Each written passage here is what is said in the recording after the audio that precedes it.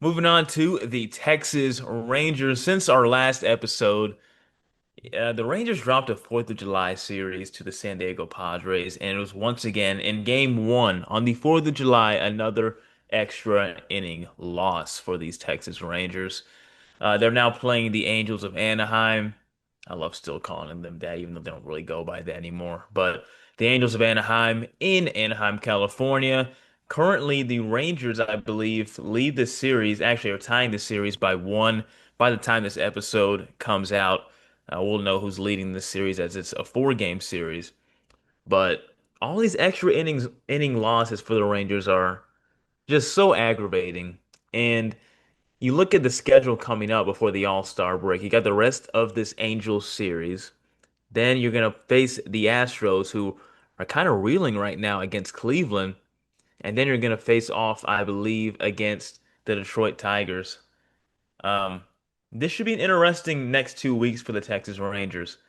And so, what do you think about the offense that you've seen possibly this week? Do you think there is a little bit more hope now because the pitching really has not wavered. They should have won yet again the San Diego Padres series. They should have won that, TJ.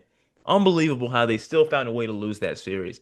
But the pitching has really been fine for the last week and a half or so. The offense getting a little bit more consistent, but still just not finding a way to get it done past the seventh inning.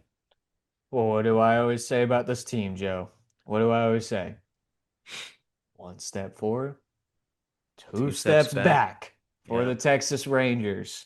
I mean, it's honestly infuriating. It is honestly infuriating when you go and watch a full Rangers game and they score 13 runs. You think it would be fun, but when you see them score 13 runs like they did Tuesday night against the Los Angeles Angels, or the Angels of Anaheim, if you want to count aura points. Look, it is infuriating because they go out in the last, I mean, you will have five straight games where you don't score over 5 runs. And to your point, the offense is getting more consistent, but the clutch has just completely gone away. And it's unfortunate, you want to see some of these players step up. I don't know if, there's been so many times where we've had in this past situations in the extra innings where you've had somebody like Sam Haggerty up at the plate or Kyle Higashioka. And it's like, well, you of course want them to go out there and succeed, but they're really not, they're not, they're young, no, not Higashioka, but Haggerty. They're young, they're inexperienced. So if they don't get that, walk off or they don't get that clutch hit, it's fine. But you're looking at some of these players like Mm. Seager, Garcia, Simeon, people who have been in this situation, people who've won a World Series and have been, Seager's has one of the clutchest home runs in World Series history. And you're looking at all this stuff, and I mean, where's that now? We Mm. need some of that now. We need those heroic moments. We don't have a hero. Simeon pulled through in that one extra inning games against Seattle. He had a great situational hit, and that was a real leader right there. But we need more of that. We're going into extra innings 3 or 4 times a week at this point, and we're winning 25% of them. And so you just got to see the veterans show up. That's going to be a big thing.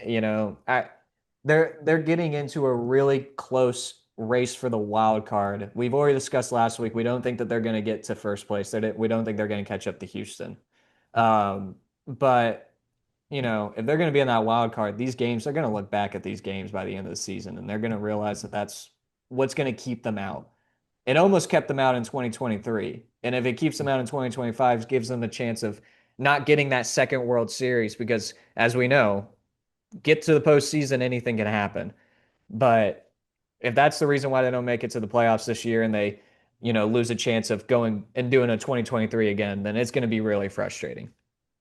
What gets so frustrating to me is we've seen it even in the good season like 2 years ago, but in the extra innings, like going out like off the first or second pitch, it's just crazy to me.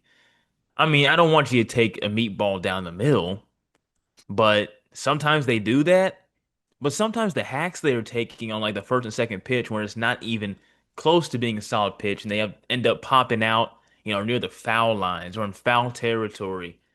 It's just unbelievable to me. Like, where is the plate presence? What is Brett Boone teaching about approach? I really like to know because statistically, I guess you could say. since his hiring, the offense has been better. Do we attribute that to Boone's methods? I don't know. I don't know if I Okay. want to just, give him the credit like that because we really don't know what the locker room is like or if it's just, the players waking up. But I just find it crazy how even in the clutch, like the approach is not different. And these guys are hacking. Like Adolis Garcia always, swinging for the fences. And you're seeing the same exact thing in the extra innings when you have a runner in scoring position.